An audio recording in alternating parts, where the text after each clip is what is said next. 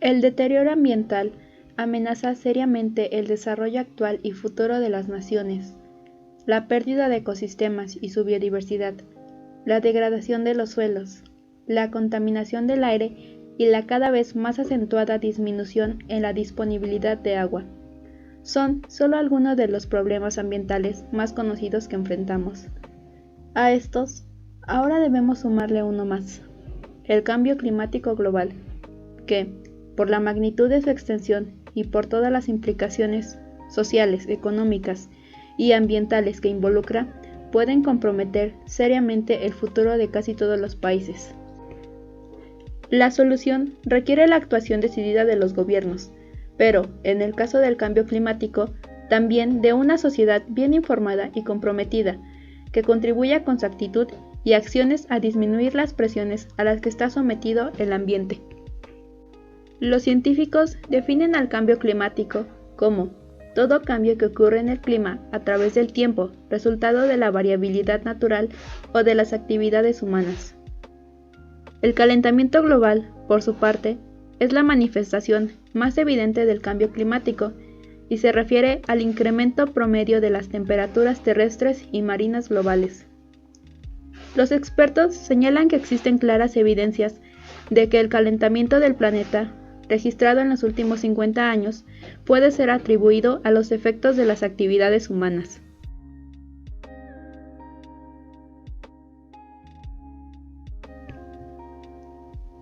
Son principalmente el dióxido de carbono, metano, óxido nitroso, ozono y el vapor de agua.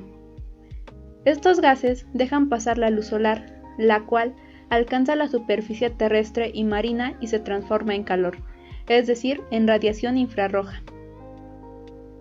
Una parte de esta radiación se queda en los mares y los continentes, y otra es retenida nuevamente hacia la atmósfera. Es entonces cuando los gases de efecto invernadero detienen parte de esta radiación infrarroja. Estos son unos de los factores más importantes para controlar la temperatura de la atmósfera. Es fácil entender por qué un incremento de su concentración puede alterar el flujo natural de la energía. Los gases de efecto invernadero se han generado desde hace miles de millones de años de fuentes naturales como el vulcanismo y los océanos. Por ejemplo, durante las erupciones volcánicas e hidrotermales se generan grandes cantidades de dióxido de carbono y vapor de agua. La actividad biológica, como la respiración de las plantas y animales y la descomposición microbiana de la materia orgánica, también contribuyen a la producción natural de estos.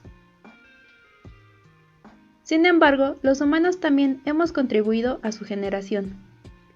Desde el advenimiento de la industria y el uso de combustibles fósiles, como el petróleo, gas natural o carbón, hemos arrojado a la atmósfera grandes cantidades de gases de efecto invernadero y, con ello, contribuido a incrementar la concentración de estos gases en la atmósfera.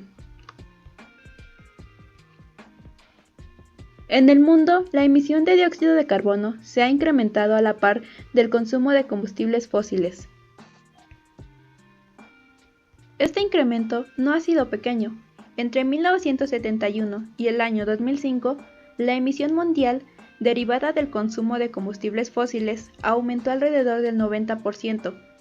En este último año, se emitieron en el mundo 27.000 millones de toneladas de dióxido de carbono.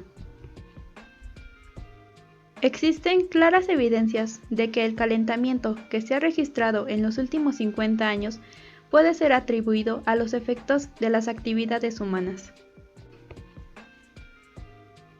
Aunque también se han observado importantes alteraciones en otros elementos del clima, como la precipitación y la humedad, las regiones terrestres han incrementado sus temperaturas más rápido que los océanos, siendo más acelerado en Norteamérica, Europa y Asia.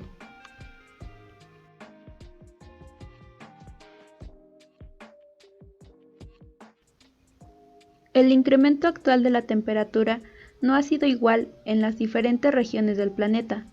El Ártico, por ejemplo, se ha calentado más que el resto del planeta en los últimos 100 años.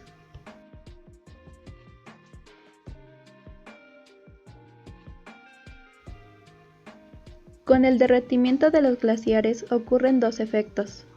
Por un lado, se pierden depósitos vitales de agua dulce para la población, ya que funcionan como reservorios gratuitos reteniendo el agua durante el invierno y liberándola poco a poco durante la primavera y el verano.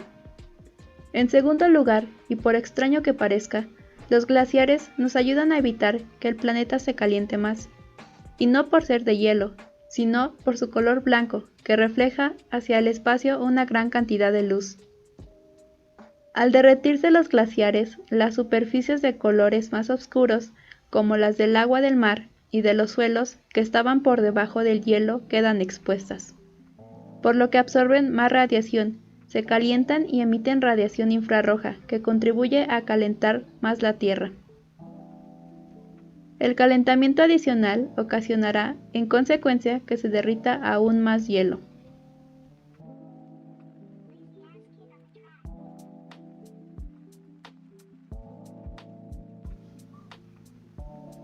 El calentamiento del agua en las últimas décadas ha ocasionado que los mares y océanos, como todos los cuerpos que adquieren calor, se expandan, y puesto que tienen un espacio limitado, incrementen su nivel. Muchos millones de personas estarían susceptibles en el futuro próximo de sufrir las consecuencias de inundaciones por la invasión del mar. El calentamiento global se da en el inicio de la era industrial, cuando se intensificó el consumo de combustibles fósiles, que la emisión de los gases de efecto invernadero se incrementó de manera significativa. En la época preindustrial, cuando las actividades productivas se basaban en el consumo del trabajo humano y no en máquinas que consumían grandes cantidades de combustibles fósiles, la concentración de dióxido de carbono era 38% menor a la actual. De hecho, las concentraciones de dióxido de carbono registradas en muestras de 650.000 años de antigüedad son menores a las actuales. El cambio climático se suma, junto con la deforestación, la sobreexplotación de recursos naturales y la contaminación, entre otras muchas actividades humanas, a la lista de factores que impulsan la más grande crisis que vive la biodiversidad desde la extinción de los dinosaurios hace 65 millones de años. Los efectos del cambio climático sobre la vida pueden observarse a distintos niveles, que van desde las respuestas de los organismos a nivel individual, en las interacciones con otras especies, en la amplitud de su distribución geográfica e incluso en las de los propios ecosistemas. A nivel fisiológico, la mayor concentración de dióxido de carbono en la atmósfera y en los océanos ha tenido consecuencias importantes en los procesos de alimentación y crecimiento de muchas especies.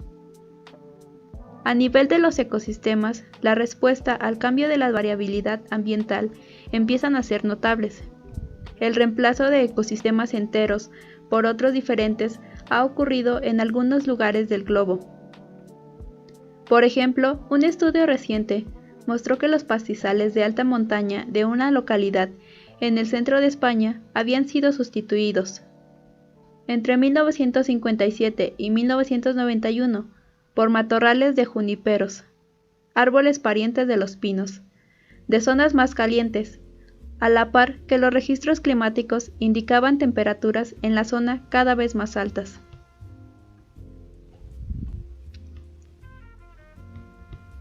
El dióxido de carbono de la atmósfera, al disolverse en el agua, produce que ésta se vuelva más ácida, lo que disminuye el crecimiento de animales como los corales y los moluscos, a quienes les resulta más difícil tomar el calcio del agua para construir sus esqueletos y conchas.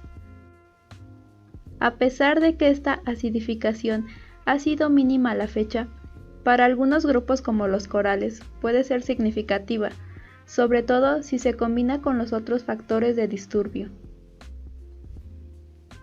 La pérdida de la biodiversidad, ya sea debido al cambio climático o a su efecto combinado con el de la deforestación, la sobreexplotación de los recursos o la contaminación, puede tener efectos negativos muy importantes para nuestra sociedad, debido básicamente a la pérdida de los servicios ambientales que nos brindan los ecosistemas de manera gratuita. Incluso es probable que se pierda también la capacidad propia que tienen los ecosistemas para regular el clima, como en el caso de los bosques y las selvas. No se necesita ser un gran tecnólogo para intuir que se pueden disminuir las emisiones de los gases de efecto invernadero, reduciendo el consumo de combustibles. Sin embargo, esto implicaría afectar actividades tan importantes como la generación de electricidad, el transporte y la producción industrial, que son hoy en día grandes consumidoras de energéticos. Una alternativa es mejorar la eficiencia energética de estos procesos, para que, sin prescindir de ellos, se consuman menos y mejores combustibles. Esto se podría lograr, por ejemplo, promoviendo la generación de electricidades con fuentes renovables como el sol, viento o mareas, fomentando la fabricación de vehículos con menores emisiones por litro de combustibles consumido, como los autos híbridos, o mejorando muchos de nuestros aparatos electrodomésticos para que sin afectar su desempeño consuman menos electricidad.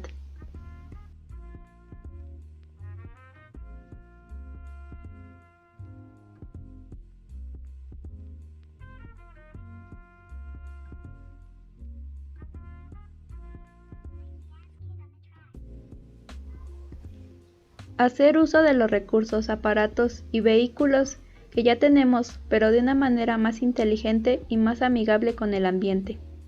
Cambiar los focos incandescentes por lámparas ahorradoras. Invertir en sistemas de aprovechamiento de la energía solar para calentar el agua. Si cambias tus focos incandescentes por lámparas fluorescentes, no habrá todo este desperdicio de energía, ya que la electricidad que pasa a través del gas comprimido no los calienta. Por ello, las lámparas fluorescentes consumen 75% menos electricidad e iluminan igual que los focos incandescentes. Para que te des una idea del ahorro, una lámpara fluorescente de 26 watts ilumina lo mismo que un foco incandescente de 100 watts. Y uno de 11 watts ilumina igual que uno incandescente de 40. Pinta tu casa con colores claros, ya que estos reflejan mejor la luz, lo que puede disminuir la necesidad de utilizar más focos y lámparas de mayor intensidad. La energía solar es una excelente alternativa para reducir las emisiones de dióxido de carbono del hogar. Tiene la gran ventaja de que después de la inversión inicial en la compra e instalación del equipo, el abastecimiento de energía es inagotable, gratuito y no produce emisiones de gases de efecto invernadero.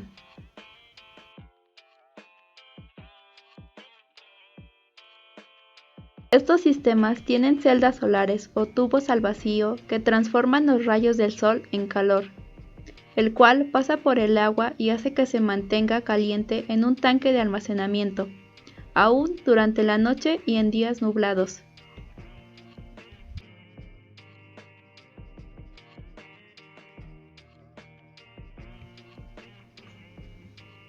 Las fotoceldas convierten los rayos del sol en electricidad, la cual se conduce por cables a una batería donde se almacena hasta que se necesita. Esta energía almacenada se puede utilizar para sistemas de iluminación o para los aparatos eléctricos. Las fotoceldas pueden instalarse en los techos de las casas, por lo que no requieren superficies adicionales.